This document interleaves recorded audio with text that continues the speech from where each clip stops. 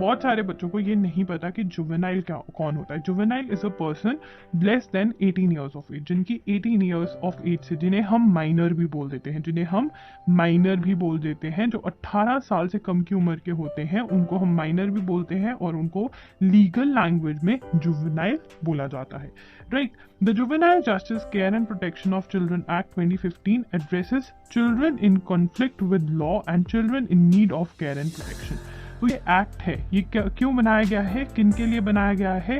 जो children in conflict with law है। जैसे कि अगर हम ये वर्ड्स पढ़ें और अपनी कॉमन सेंस लगाएं, children in conflict with law क्या मतलब होगा? कि जो इनका लॉ से बन नहीं रही है, जिनकी लॉ मतलब जो लॉ के साथ जिनकी खड़खड़ाहट है, लॉ से कॉन्फ्लिक्ट बन नहीं रही है, ठीक है ना, जिनकी लॉ के साथ बन नहीं रही है। तो क्या मतलब है लॉ के साथ ना बनना?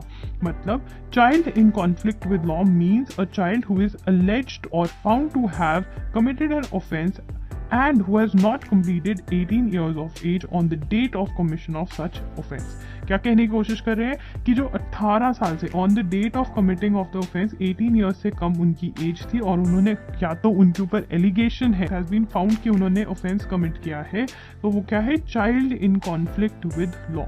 ठीक है, समझ में आ गया? Child in conflict with law है। और child in need of care and protection, जिनको केयर एंड प्रोटेक्शन चाहिए, ऑर्फन बच्चे हैं, उनके माँ बाप नहीं हैं, सड़क पे घूम रहे हैं, बेगिंग कर रहे हैं, child in need of care and protection, ये भी डिफाइन किया गया है। चलिए जल्दी से चेक करते हैं child in need of care and protection की definition. In need of care and protection means a child who is found without any home or settled place of abode। कोई घर नहीं है उनके पास, कोई means of subsistence नहीं है, who is found working in contravention of labor laws। ठीक है, वो किसी फैक्ट्री में काम कर रहे हैं जहाँ पे अलाउड नहीं है, लेबर लॉज में अलाउड नहीं है कि बच्चे काम करें फैक्ट्रीज में। इंजर्ड है, एक्सप्लॉइट किया जा रहा है, ठीक है, किसी के साथ रिजाइड करता है बट एक्सप्लॉइट किया जा रहा है, इंजर्ड है, निग्लेक्टेड है, तो ये has threaten to kill, injure, exploit, ऐसे बच्चे हैं, ठीक है ना। Who resides with the person whether a guardian of the child और not and such person has injured, exploited, abuse. तो ये सब चीजें कुछ भी जो help child in need of care and protection है, तो ये उनकी डेफिनेशन है। Okay, the act fulfils India's commitment as a signatory to the United Nations convention on the rights of the child, the Hague convention. ये again important है।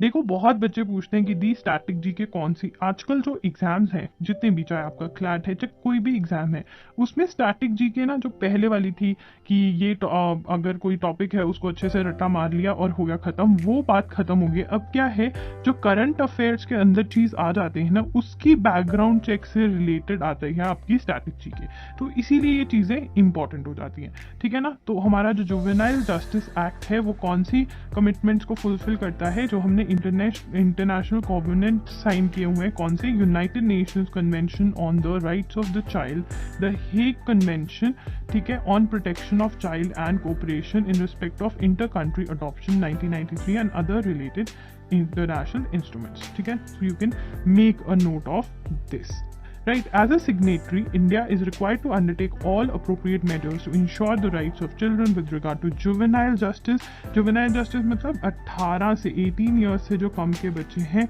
उनको justice मिले, उनकी केयर हो, उनको प्रोटेक्ट किया जाए, और उनकी अडॉप्शन की फैसिलिटीज, लॉज बनाए जाए कि वो अडॉप्ट, लोग अगर उनको अडॉप्ट करना चाहते हैं तो वो अडॉप्ट हो सकें, एंड एक प्रॉपर सिस्टम क्रिएट किया जाए। पहले हम जानेंगे कि ये अमेंडमेंट, ये चेंज क्यों लेकर आने की सोची गई, ठीक है ना। अब लॉ तो हमारे पास ऑलरेडी था, इसमें चेंजेस क्यों लेकर आए, क्यों गवर्नमेंट ने सोचा?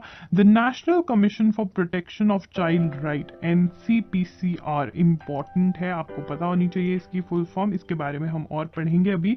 Audit of child care institutions, उन्होंने ऑडिट किया चाइल्ड केयर इंस्टीट्यूशंस का, और क्या पाया in 2020 that 90% of which are run by NGOs found that 39% CCIs were not registered। Please note कर लीजिए 39% not registered child care institutions जो हैं वो नहीं रजिस्टर्ड हैं, इवन दो 2015 में अमेंडमेंट आया गया था उसकी तब भी रजिस्टर नहीं किया उन लोगों ने। It also found that less than 20% CCIs, especially for girls, had not been set up in some states. ठीक है, 20% child care institutions नहीं set करे गए हैं, 26% child welfare officers were not there. Moreover, 3/5 have no toilets, 1/10 have no drinking water, and 15% of homes don't have provision for separate beds or diet plans. ठीक है, तो उनकी कंडीशन बहुत ही खराब है। क्यों खराब है? Rehabilitation of children is not a priority. उनकी रिहेबिटेशन, वो उन्होंने इसको एक बिजनेस बनाया हुआ है।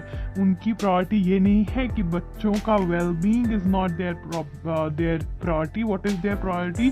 Collecting funds. उन्होंने इसको बिजनेस बनाया हुआ है। So this is the problem, one major problem, right? National commission for protection of child rights, NCPCR, ये हमें याद रखना है, इम्पॉर्टेंट है कि ये क्या है। Set up in March 2007, important under protection of child rights CPCR act. ये इम्पॉर्टेंट है, ये इम्पॉर्टेंट है, इसको नोट कर लीजिए।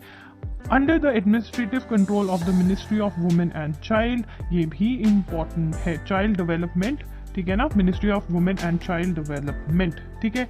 चाइल्ड केयर इंस्टीट्यूशंस क्या होते हैं? Child care institutions means children home, open shelter, observation home, special home, place of safety, specialized adoption agency, and a fit facility recognized under this act for providing care and protection to children who are in need of services. ठीक है ना, जो children homes होते हैं मतलब वो registered नहीं हैं, जो हमने पिछली स्लाइड में पढ़ा, right? 39% of them are not registered. Transfer of power to district magistrate, तो क्या किया गया है? और एक और रीजन ये भी है, बिकॉज ऑफ कोविड बहुत सारे बच्चे ऑर्फन हो गए, और ये भी देखा गया है कि बहुत पेंडेंसी है, जो लोग अडॉप्ट करना चाहते हैं बट बहुत टाइम लग जाता है, बहुत केसेस पेंडिंग रहते हैं। तो इसके लिए क्या चेंजेस लेकर आए हैं वो पढ़ते हैं। The bill seeks to amend the juvenile justice act. Important है, ये अमेंडमेंट किस एक्ट को हम अमेंड करती है? Juvenile justice act, right? Under the act, once prospective adoptive parents accept a child, an adoption agency files an application in a civil court to obtain the adoption order. अब तक क्या होता था कि जब पेरेंट्स हो जाता था, एक्सेप्ट कर लेते कि हमें ये चाइल्ड को अडॉप्ट करना है, तो एक एजेंसी एप्लीकेशन लगाती थी सिविल कोर्ट में, और सिविल कोर्ट का ऑर्डर मतलब अप्रूवल होता था, ऑर्डर देती थी सिविल कोर्ट कि हाँ ठीक है अडॉप्ट हो जाए, कर मतलब चाइल्ड दे दो पेरेंट्स को। तो juvenile justice care and protection of children act 2015 states that adoption of a child is final on the issuance of an adoption order by the civil court. ठीक है ना, तो अडॉप्शन ऑर्डर मिल गया तो adoption final हो जाती थी, ठीक है ना, मतलब जो फाइनल चेक होना होता है वो सब कुछ हो जाता है। ये अडॉप्शन ऑर्डर मिल गया तो मतलब अडॉप्शन हो गई, राइट? तो ये बहुत इंपॉर्टेंट है। The adoption order issued by the court establish that the child belongs to the adoptive parents. Fine, अभी तक ये होता था, किसके पास पावर थी बच्चों?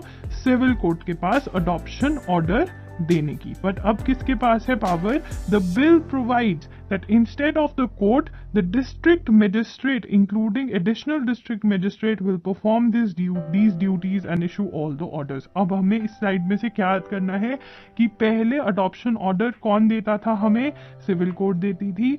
अब हमें कौन देगा अडॉप्शन ऑर्डर? डिस्ट्रिक्ट मैजिस्ट्रेट देगा, including additional district magistrate will perform these duties and issue such orders, right? Important है, ये इंपॉर्टेंट है। Under the 2015 Act, offences committed by juveniles are recognized as heinous. तो जो offences commit करते हैं, हमने पढ़ा था ना, क्या कहते हैं जो offense commit करते हैं juvenile?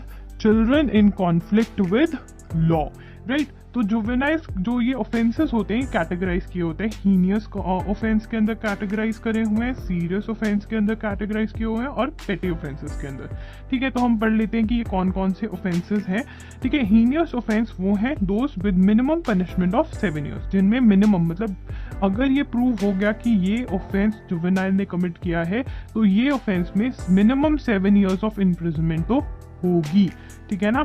तो वो कौन से ऑफेंस है? Heinous offences. Serious offences 3 to 7 years of imprisonment, ठीक है, 3 से 7 साल की सजा, की मिनिमम 3 साल होगी और मैक्सिमम 7 साल, ठीक है ना। एंड पिटी ऑफेंसेस कौन से हैं? बिलो 3 years, जिसमें 3 years से कम सजा होगी, उनको क्या कहा गया है? पिटी ऑफेंसेस, ठीक है। अब क्या हुआ, ये केस इंपॉर्टेंट है, Shilpa Mittal versus state of NCT of Delhi. याद करना, और वो नहीं है शिल्पा शेट्टी, अभी उनके हस्बैंड केस में फंसे हुए हैं, तो वहां से हम याद कर लेते हैं शिल्पा मित्तल जी, ठीक है। Shilpa Mittal versus state of Delhi, right. तो इस केस के अंदर क्या हुआ, in 2020 the supreme court observe that the act does not deal with offences where the maximum sentences more then.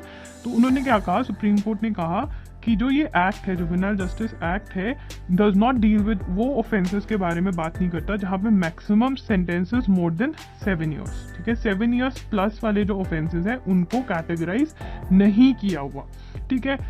7 years of imprisonment, but there is no minimum और minimum sentences of less than 7 years, ठीक है ना। तो ठीक है, the court order that these offences should be categorised as serious offences. क्या बोला कि ये जो ऑफेंसेस हैं इनको कैसे कैटेगराइज करना है? Serious offences. जो सुप्रीम कोर्ट ने फ्लॉ निकाला था कि आपको सीरियस ऑफेंसेस में ये पर्टिकुलर ऑफेंसेस भी इंक्लूड करने चाहिए, तो वो इस अमेंडमेंट के थ्रू ऐड किए गए हैं अब, राइट। नेक्स्ट अमेंडमेंट है वो है ऑफेंसेस अगेंस्ट चिल्ड्रन, कि अगर कोई ऑफेंस करता है अगेंस्ट चिल्ड्रन, तो पहले एक्ट क्या प्रोवाइड करता है? The act provides that an offence under this act which is punishable with imprisonment between 3 to 7 years। अगर कोई ऑफेंस कमिट करता है जिसकी पनिशमेंट कितनी है? 3 to 7 years है, तो वो क्या होगा? कॉग्निजेबल ऑफेंस होगा।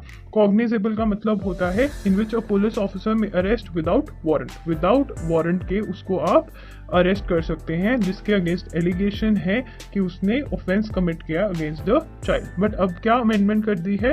अब अमेंडमेंट कर दी है, the bill provides that such offences will be non cognizable. Non cognizable क्या होता है? Non cognizable offence in which a police officer has no authority to arrest without warrant. Without warrant आप arrest नहीं कर सकते। कॉग्निजेबल एंड नॉन कॉग्निजेबल याद होना चाहिए, ये दोनों नोट डाउन कर लीजिए। एंड ये जो है ये अमेंडमेंट हुई है कि अब जो ऑफेंसेस अगेंस्ट चिल्ड्रन है जिसमें पनिशमेंट इम्प्रिजनमेंट कितनी है? 3 to 7 years है, वो नॉन कॉग्निजेबल ऑफेंसेस हैं अब से, जो ऑफेंसेस अगेंस्ट चिल्ड्रन है, okay. Designated court. The act provides that offences against children that are punishable with imprisonment of more than 7 years, 7 years plus जिनमें imprisonment है, will be tried in children's court, equivalent to a sessions court। वो क्या कहते हैं कि children's court में try किए जाएंगे कौन से offences जिनकी सजा 7 years plus है, ठीक है ना। offense against children, एक तो है, हम यहाँ पे दो टाइप के ऑफेंसेस स्टडी करें, एक तो जो जुवेनाइल ने ऑफेंस कमिट किए और जो अगेंस्ट चिल्ड्रन ऑफेंस कमिट हुए, ठीक है ना। तो डिफरेंस समझो। Other offence punishable with imprisonment of less than 7 years will be tried bye a judicial magistrate. ये पहले का लॉ था कि 7 years plus children court try कर रहा था और 7 years से लेस जुडिशियल मजिस्ट्रेट। अब क्या है? The bill amends this to provide that all offences under the act will be tried in the children's court. तो ये अब याद रखना है, क्या अमेंडमेंट हुई है कि सारे ऑफेंसेस अगेंस्ट चिल्ड्रन कहाँ ट्राई किए जाएंगे? कौन ट्राई करेगा? चिल्ड्रंस कोर्ट के अंदर, ओके। चाइल्ड वेलफेयर कमिटीज को लेकर क्या चेंजेस आएंगे? The act provides that states must constitute 1 or more CWCs for each district for dealing with children in need of care and protection. Her district में एक child welfare committee होगी जो क्या देखेगी? जो किसकी मदद करेगी? Child in need of care and protection. Child in need of care and protection जो हेल्पलेस चिल्ड्रन हैं, जिनको चिल्ड्रन जो हैं उनको हेल्प करने के लिए, right. It provides certain criteria for the appointment of member of CWC। For instance a member should be, तो जो उनके मेंबर्स की अपॉइंटमेंट है उसके certain criteria requirements lay down किए गए हैं, जो कि बहुत ही अच्छा है, बिकॉज ये एक बहुत ही इंपॉर्टेंट और बहुत ही नाजुक इशू है। अब इन्वॉल्व इन हेल्थ, एजुकेशन और welfare of children for at least 7 years और a practising professional with a degree in child psychology, psychiatry, law और सोशल वर्क, वो ही इनके मेंबर, CWC के मेंबर बन सकते हैं। ठीक है, the bill add certain criteria for a person to be ineligible, disqualifications जिनको आप मेंबर नहीं बना सकते। ठीक है, इनएलिजिबल है जो मेंबर बनने के लिए, वो क्या है? It provides that a person will not be eligible to be a member of the CWC if he or she has any record of violation of human rights or child rights, has been convicted मतलब prove हो चुका है, has been proven that the person has committed a particular offense। अगर वो convict है, और क्या offense? Of an offense involving moral turpitude, has been removed or dismissed from service of the central government or any state government or a government undertaking, is a part of the management of a child care institution in a district।